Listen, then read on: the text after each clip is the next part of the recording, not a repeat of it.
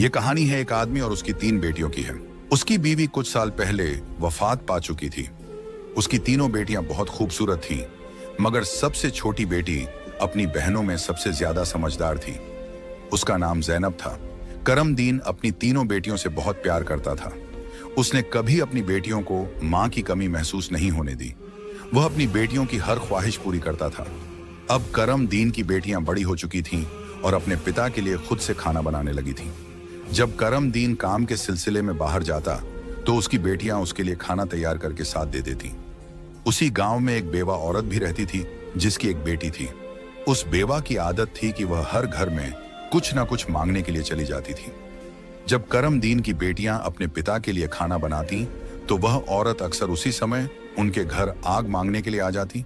लेकिन करमदीन की सबसे छोटी बेटी ज़ैनब को वह बेवा औरत बिल्कुल भी अच्छी नहीं लगती थी। जब भी वह औरत उनके घर आती, ज़ैनब अपनी बहनों से कहती, यह औरत हमारे घर क्यों आती है? यह औरत बिल्कुल भी अच्छी नहीं है। बड़ी दोनों बहनें ज़ैनब को समझाती, देखो, यह बेवा औरत है और गरीब है। अगर हमारे घर से आग ले जाती है तो इसमें तुम्हारा क्या नुकसान है? ज़ैनब अपनी बहनों की बातें सुनकर चुप हो जाती, लेकिन वह कहती, देख लेना, यह औरत एक ना एक दिन हम सबके लिए मुसीबत खड़ी करेगी। यह सिलसिला यूं ही चलता रहा। वह औरत रोज उनके घर से आग लेने आती और मौका पाकर करमदीन के खाने में राख मिला देती।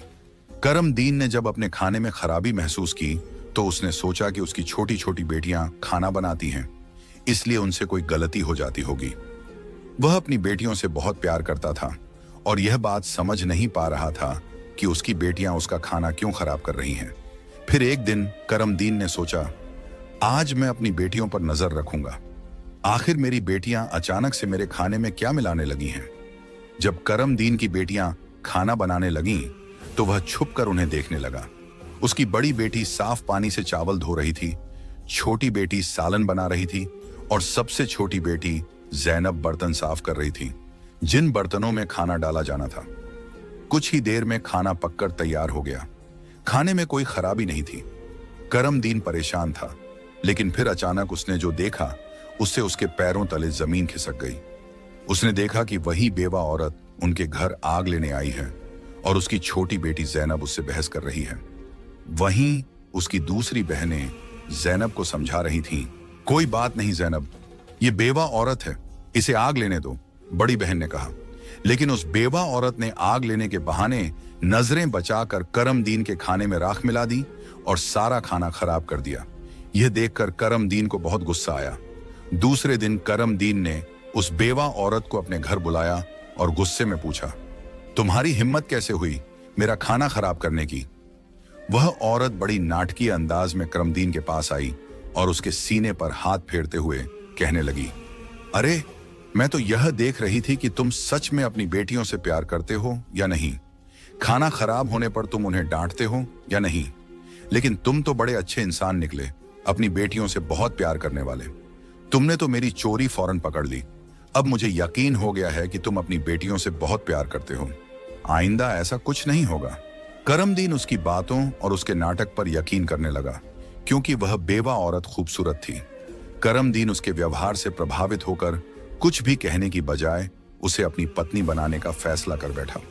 कुछ ही दिनों में उसने अपनी बेटियों की इजाजत के बिना उस बेवा औरत से शादी कर ली और उसे अपने घर ले आया।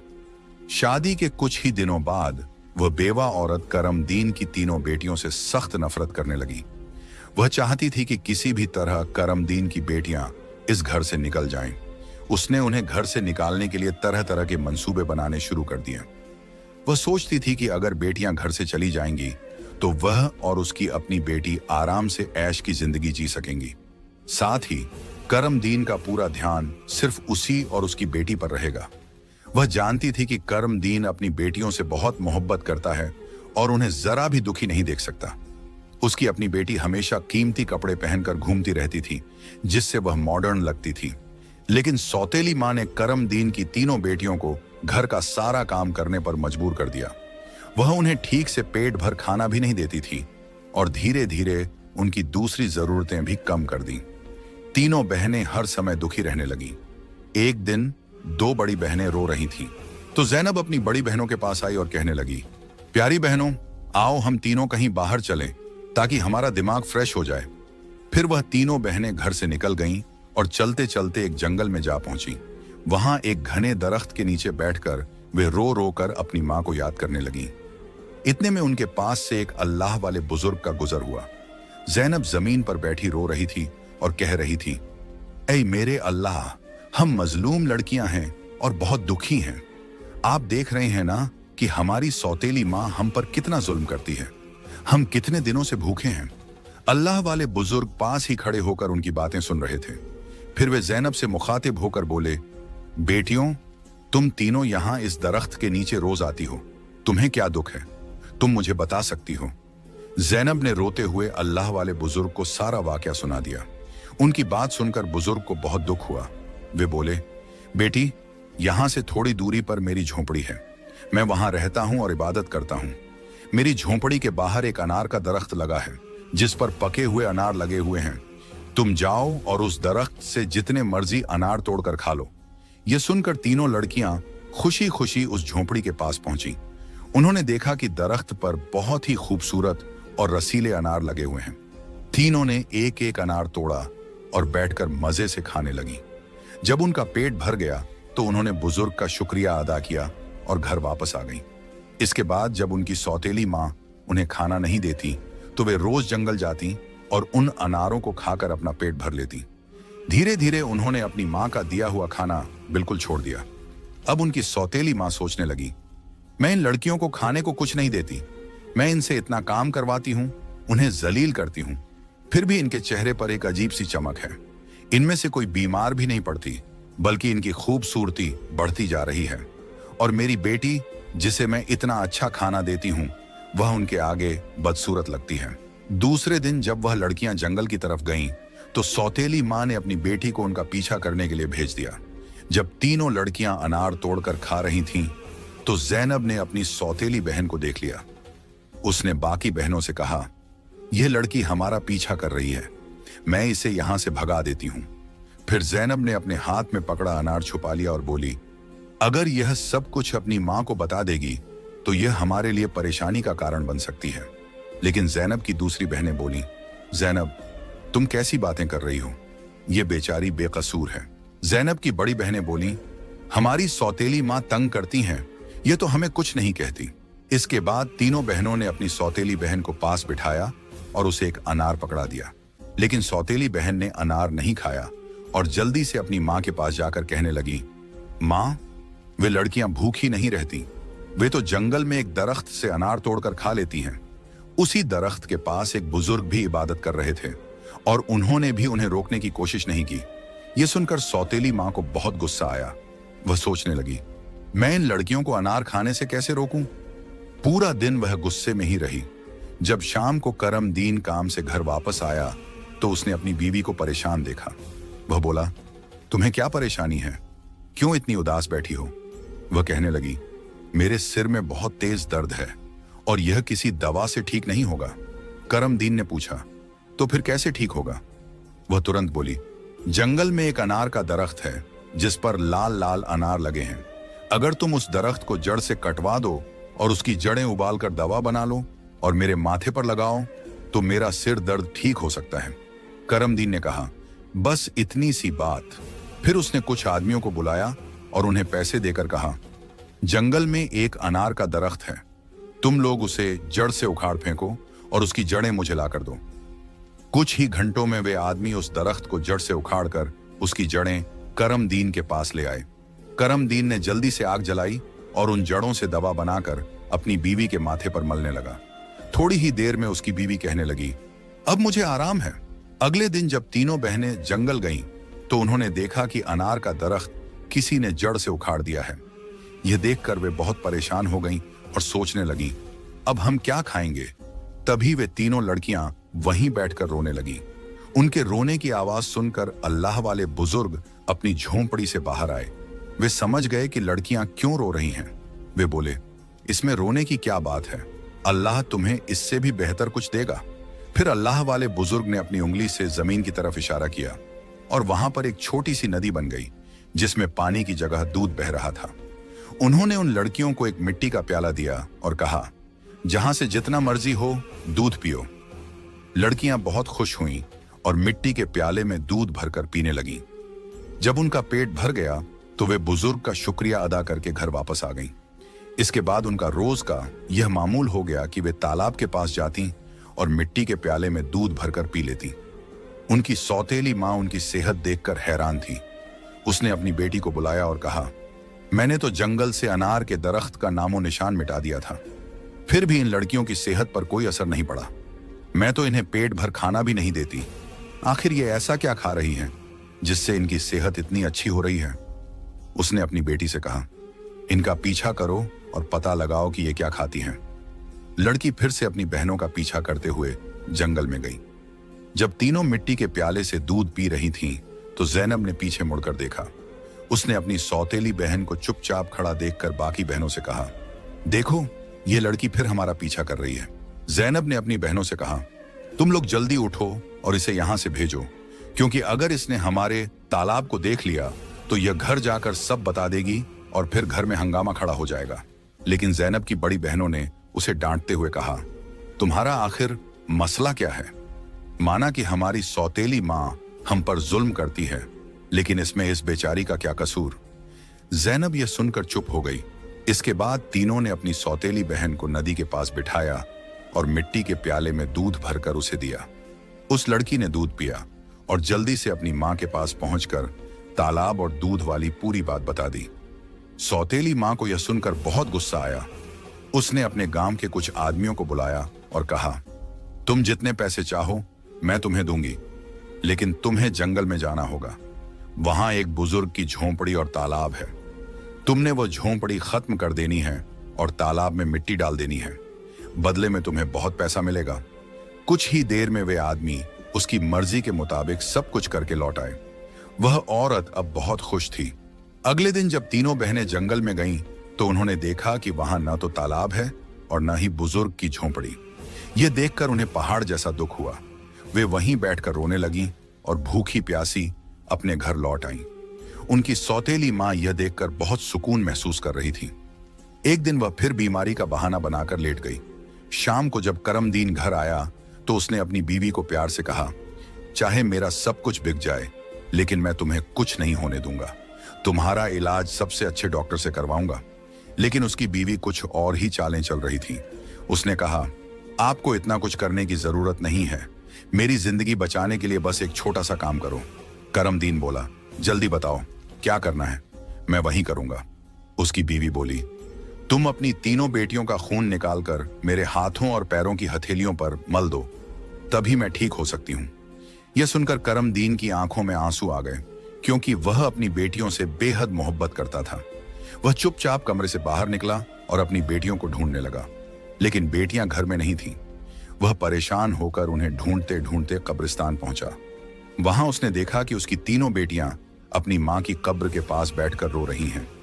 यह देखकर करमदीन का दिल कांप गया। एक तरफ उसकी बीवी की ख्वाहिश थी और दूसरी तरफ उसकी बेटियों की जिंदगी। करमदीन को समझ नहीं आ रहा था कि वह क्या करे। उसने सोचा कि उसकी बीवी उसकी बेटियों से कभी खुश नहीं होगी और उसकी बेटियां अपनी सौतेली मां के साथ खुश नहीं हैं। इसलिए उसने फैसला किया कि बेटियों को कहीं दूर ले जाएगा। उसने अपनी बेटियों को गले लगाया और कहा, ऐ बेटियों, तुम क्यों परेशान होती हो? मैं तुम्हें कहीं और ले चलता हूं। वह अपनी बेटियों को एक घने जंगल में ले गया। वहां उसने मिट्टी का चूल्हा बनाया और बेटियों को खाना बनाकर खिलाया। जब बेटियों ने पेट भरकर खाना खा लिया तो वे एक दरख्त के नीचे सो गईं। करमदीन ने अपनी बेटियों को वहीं सोते हुए छोड़ दिया और वहां से भाग गया। उसके दिल में यही ख्याल था कि कम से कम मेरी बेटियां जिंदा तो रहेंगी और अपनी सौतेली मां के जुल्म से बची रहेंगी। रास्ते में उसने एक हिरण का शिकार किया और उसका खून लेकर अपनी बीवी को दे दिया। उसकी बीवी ने वह खून अपने हाथों और पैरों पर लगाया और खुश होकर कहा, अब मुझे आराम है। उसे यकीन हो गया कि करमदीन ने अपनी बेटियों को मार दिया। दूसरी तरफ जब तीनों बहनें जागीं तो उन्होंने देखा कि उनका बाप उन्हें छोड़कर जा चुका है। वे अपने बाप को पुकारने लगीं। जंगल में जंगली जानवरों की आवाजें सुनकर वे डर गईं और रोने लगीं। इत्तेफाक से उसी जंगल में 3 दोस्त शिकार के लिए आए थे। जब वे शिकार करके लौटने लगे तो उनमें से एक दोस्त, जिसका नाम नासिर था, कहने लगा, मुझे लगता है, नासिर ने कहा, यहाँ कोई मुसीबत में है। क्या तुम लोग किसी के रोने की आवाज नहीं सुन रहे? मुझे तो किसी के रोने की आवाज आ रही है। चलो जल्दी से देखते हैं, शायद किसी को हमारी मदद की जरूरत हो। फिर तीनों दोस्त आवाज की दिशा में चल पड़े। आगे जाकर उन्होंने देखा कि 3 खूबसूरत लड़कियां बैठी हुई रो रही हैं। नासिर आगे बढ़ा और उनसे पूछा, तुम यहां अकेली क्या कर रही हो और इतना क्यों रो रही हो? जैनब ने नासिर को अपनी पूरी कहानी सुना दी। लड़कों को उन पर बड़ा तरस आया। वे आपस में कहने लगे, क्यों ना हम इन लड़कियों से शादी कर लें? इन्हें एक छत मिल जाएगी और हमारी जिंदगी भी सुकून से गुजरने लगेगी। फिर उन तीनों लड़कों ने उन तीनों लड़कियों से शादी कर ली। जैनब की शादी नासिर के साथ हो गई। संयोग से उन तीनों दोस्तों के घर पास पास थे।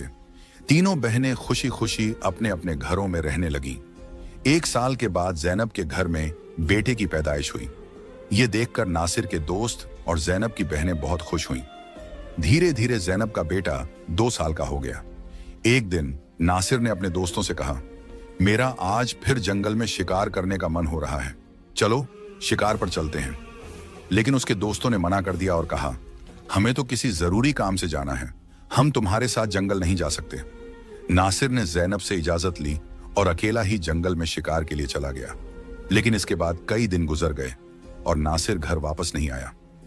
जैनब बहुत परेशान हो गई। उसकी बहनें भी उसकी चिंता देखकर चिंतित हो गईं।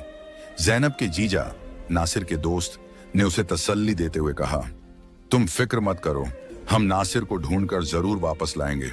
लेकिन करनी खुदा की यह हुई कि नासिर के दोस्त भी उसे ढूंढने जंगल गए, लेकिन वे भी वापस नहीं लौटे। उन तीनों बहनों पर एक बार फिर से गम का पहाड़ टूट पड़ा। एक दिन जैनब अपने बेटे को सुला रही थी कि दरवाजे पर दस्तक हुई। उसने जल्दी से जाकर दरवाजा खोला तो क्या देखती है कि एक बुजुर्ग फकीर जिसने हरे रंग के कपड़े पहने हुए थे दरवाजे पर खड़ा है। जैनब उसे देखकर बोली, बाबा, मेरा शौहर घर पर नहीं है, मैं आपको घर में आने की इजाजत नहीं दे सकती। जब मेरा शौहर आएगा तब आप आ जाना। उस पर फकीर बोला, बेटी, मुझे बहुत भूख लगी है, किसी भूखे को खाना खिलाने में क्या हर्ज है। जैनब ने मजबूरी में उस फकीर को घर में बुला लिया और उसके लिए खाना बनाने लगी। लेकिन वह जादूगर फकीर बुरी नजरों से जैनब को देखता रहा। फिर वह जादूगर उठकर जैनब के करीब आया और बोला, सुनो लड़की, तुम मुझे बहुत अच्छी लगती हो, अपने बेटे को छोड़ दो और मुझसे शादी कर लो। जैनब डर के मारे कांपने लगी और बोली, बाबा, आप कैसी बातें कर रहे हैं? मैं शादीशुदा हूं और एक बच्चे की मां हूं। आपकी हिम्मत कैसे हुई ऐसा कहने की? यह सुनकर जादूगर फकीर को गुस्सा आ गया। उसने अपने जादू से जैनब को कुतिया बना दिया और उसके गले में रस्सी डालकर खींचते हुए ले जाने लगा। इधर जैनब का बेटा जोर जोर से रो रहा था। जैनब की बहनों ने जब उसके बेटे के रोने की आवाज सुनी तो वे भागती हुई उसके घर आईं। उन्होंने जल्दी से जैनब के बेटे को गले लगाया और अपनी बहन को घर में ढूंढने लगी। लेकिन उन्हें जैनब कहीं नजर नहीं आई। उनकी सौतेली मां के बाद अब जैनब भी गायब हो चुकी थी। वक्त इसी तरह गुजरता रहा। अब जैनब को गुम हुए भी 14 साल का लंबा वक्त गुजर चुका था। इस दौरान जैनब का बेटा जवान हो चुका था। उसे उसकी दोनों खालाओं ने मिलकर पाला था। एक दिन जैनब की खालाओं ने उसे उसकी मां के बारे में सारी सच्चाई बताई। यह सुनकर वह बहुत परेशान हो गया और बोला, खाला, आज मैं अपने माँ बाप को जरूर ढूंढने जाऊंगा। उसकी खालाओं ने उसे समझाते हुए कहा, बेटा, जो होना था वह हो चुका, जिन्हें जाना था वे चले गए। अब हम तुम्हें नहीं खोना चाहती। हमारे शौहर भी जंगल गए थे और वे भी कभी वापस नहीं आए। अगर तुम भी चले गए तो हम किसके सहारे जीएंगी? लेकिन लड़के ने कहा, खाला, आप फिक्र मत कीजिए, मैं अपने बाप और बाकी सबको ढूंढकर वापस जरूर लाऊंगा। फिर वह लड़का जंगल की तरफ निकल पड़ा। कई दिनों तक जंगल में इधर उधर भटकता रहा, लेकिन उसे कुछ समझ नहीं आया कि वह अपने माँ बाप को कहाँ ढूंढे। इसी तरह तलाश करते करते वह एक ऐसे इलाके में पहुंचा जो पूरी तरह पत्थरों का इलाका था। वहां उसने पत्थर की इमारतें देखी और एक खूबसूरत छोटा सा पत्थर का घर देखा। वह गौर से उस घर को देख रहा था कि तभी उस घर से एक बुजुर्ग बाहर आए और बोले, बेटा, तुम यहां नए लगते हो, तुम्हें इस खतरनाक इलाके में आने की क्या जरूरत थी? लड़के ने जवाब दिया, बाबा जी, मैं अपने माँ बाप और ताया जी को ढूंढने के लिए यहां आया हूं। मेरी माँ को एक जादूगर ने कुतिया बनाकर अपने साथ ले गया था। अल्लाह वाले बुजुर्ग बोले, बेटा, यह इलाका एक बहुत बड़े जादूगर का है। वह बहुत ताकतवर है। जो भी उससे पंगा लेता है या उसे बेइज्जत करता है, वह उसे पत्थर का बना देता है। ये जो तुम अपने इर्द गिर्द पत्थर देख रहे हो, ये भी कभी इंसान थे। जादूगर ने इन्हें पत्थर बना दिया। कुछ साल पहले यहाँ एक नौजवान आया था। उसके बाद उसके पीछे 2 और नौजवान आए। जादूगर ने उन्हें पेड़ और पत्थर में बदल दिया और उसने एक नेक पाकीज़ा लड़की को भी 12 साल से कैद करके रखा है।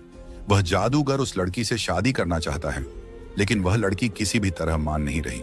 बुजुर्ग की बातें सुनकर लड़का सोचने लगा, यकीनन यह लड़की मेरी माँ है और ये लोग मेरे ही परिवार के लोग हैं। आखिरकार मैंने अपनों को ढूंढ ही लिया। इसके बाद लड़के ने बुजुर्ग को अपनी सारी कहानी बताई और कहा, बाबा जी, आप मेरी मदद करें। इन लाचार लोगों को बचाने का कोई तरीका बताएं। बुजुर्ग, जिनकी झोंपड़ी को कभी जैनब की सौतेली मां ने जला दिया था, मुस्कुराए और बोले, बेटा, अल्लाह हमेशा नेक दिल वालों की मदद करता है। तुम्हें हिम्मत नहीं हारनी चाहिए। अल्लाह वाले बुजुर्ग मजबूरन इस खतरनाक इलाके में आकर रहने लगे। उन्होंने लड़के से वादा किया, मैं तुम्हारा साथ जरूर दूंगा। बुजुर्ग सोचने लगे, क्या पता इस लड़के की मां को छुड़वाने से बाकी कैदियों को भी जादूगर की कैद से आजादी मिल जाए। बुजुर्ग ने बाकी गांव वालों को बताया, यह मेरा पोता है जो दूसरे गांव से मुझसे मिलने आया है। जब जादूगर को शक हुआ कि गांव में कोई नया लड़का आया है, तो वह तुरंत अल्लाह वाले बुजुर्ग के पास पहुंचा और पूछने लगा, यह कौन है? बुजुर्ग ने जवाब दिया, यह मेरा पोता है। इस तरह जादूगर और लड़के की मुलाकात हुई। लड़का अपनी पहचान छुपाकर जादूगर से मिलने लगा। जादूगर ने लड़के को देखकर कहा, तुम बहुत समझदार लगते हो और अपने दादा की तरह नेक और मासूम हो। कल तुम मेरा एक काम करोगे। मैं तुम्हें एक इमारत में भेजूंगा जहां एक लड़की को मेरा पैगाम देना है। मैं उससे शादी करना चाहता हूं। लड़का समझ गया कि वह अपनी मां से मिलने जा रहा है। वह बहुत खुश हुआ और सोचने लगा कि वह अपनी मां के लिए फूल ले जाएगा। उसने योजना बनाई कि वक्त आने पर वह अपनी मां को पहचानने के लिए अपनी पहचान जाहिर करेगा। जैनब की शादी के वक्त नासिर ने उसे एक अंगूठी दी थी जिस पर उसका नाम लिखा हुआ था। बाद में जैनब ने वह अंगूठी अपने बेटे को पहना दी थी। सालों बाद वह अंगूठी बढ़ाकर दोबारा बनाई गई और लड़के ने अब भी वही अंगूठी पहनी हुई थी। अल्लाह वाले बुजुर्ग ने लड़के से कहा, अपनी अंगूठी को फूलों के गुलदस्ते में छुपा दो। जब तुम्हारी मां इसे देखेगी तो वह तुरंत तुम्हें पहचान लेगी। लेकिन यह काम आसान नहीं होगा। जादूगर ने जैनब की निगरानी के लिए एक चौकीदार तैनात कर रखा है जो हर वक्त सख्ती से नजर रखता है। जादूगर अल्लाह वाले बुजुर्ग की बहुत इज्जत करता था और उनके पोते को नेक समझता था। उसने लड़के को गुलदस्ता देकर रोजाना जैनब के पास भेजना शुरू कर दिया। लड़के की कम उम्र महज 14 साल की वजह से जादूगर को उस पर कोई शक नहीं हुआ। जैनब को एक कमरे में कैद करके रखा गया था जहां किसी मर्द को जाने की इजाजत नहीं थी। लड़का रोजाना गुलदस्ता लेकर जैनब के पास जाता और वहां जादूगर की एक दासी हमेशा जैनब के साथ रहती। एक दिन किस्मत ने लड़के का साथ दिया। ऐसा मौका मिला जब कमरे में जैनब के सिवा कोई नहीं था। लड़के ने जल्दी से अपनी उंगली से अंगूठी उतारी और फूलों के गुलदस्ते में छुपाकर जैनब के कदमों में रख दिया। जैसे ही गुलदस्ता जमीन पर रखा, अंगूठी की आवाज हुई। जैनब ने हैरानी से गुलदस्ता उठाया और फूलों में बंधी अंगूठी को पहचान लिया। यह वही अंगूठी थी जो उसने सालों पहले अपने बेटे को पहनाई थी। जैनब की नजरें फौरन गुलदस्ता लाने वाले लड़के की तरफ उठी। दोनों की नजरें मिलते ही हकीकत साफ हो गई। जादूगर ने जैनब को कैद कर रखा था, लेकिन उसका बेटा अपनी मां को आजाद कराने का मंसूबा बनाने लगा। जैनब ने जादूगर से शादी की रजामंदी जताई और उसकी ताकत का राज मालूम किया। जादूगर ने बताया कि उसकी जान एक तोते में है जो एक पिंजरे में बंद है और एक घने जंगल के दरख्त के नीचे सख्त पहरे में रखा गया है। जैनब ने यह राज अपने बेटे को बताया, लेकिन उसे खतरे से बचाने के लिए जाने से मना किया। फिर भी बेटे ने अपनी मां को यकीन दिलाया कि वह कामयाब होकर लौटेगा। कई दिनों की मशक्कत के बाद वह जंगल में पहुंचा। एक मौका देखकर उसने तोते को पिंजरे से निकाल लिया और जादूगर की इमारत तक वापस ले आया। जादूगर उसे देखकर तोते की वापसी की भीख मांगने लगा। लड़के ने चालाकी से जादूगर से सभी कैदियों को आजाद करवाया। इसके बाद उसने तोते के पंख खींचे, जिससे जादूगर की ताकत खत्म हो गई। अंत में उसने तोते की गर्दन मरोड़ दी, जिससे जादूगर मर गया।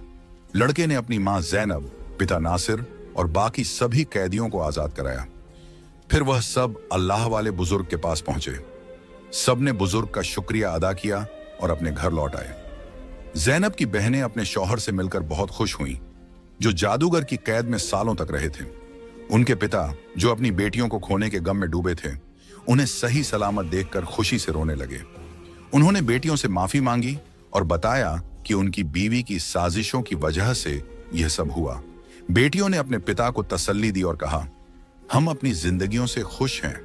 उनके पिता ने बताया कि उनकी सौतेली मां, जो उन पर जुल्म करती थी, एक गंदी बीमारी का शिकार होकर इस दुनिया से चली गई। इसके बाद सब ने खुशी और सुकून के साथ अपनी जिंदगी गुजारनी शुरू की।